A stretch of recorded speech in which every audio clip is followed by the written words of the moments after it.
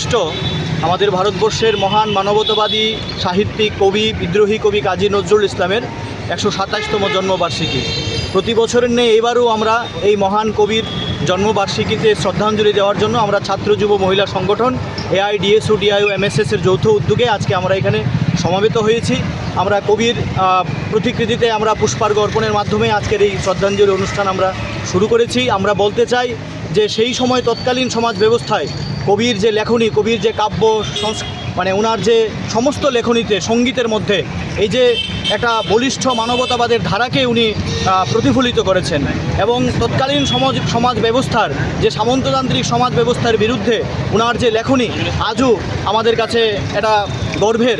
এবং সেই সময়ে স্বাধীনতা আন্দোলনে ওনার যে অবদান, যে লেখনীর মাধ্যমে ওনার যে সঙ্গীত কারারই লৌহ কপাট ভেঙে ফেল করবে লুপাট, এই ধরনের সঙ্গীত সেই সময় বিপ্লবীদেরকে খুব উৎসাহ জুগিয়েছে, সাহস জুগিয়েছে।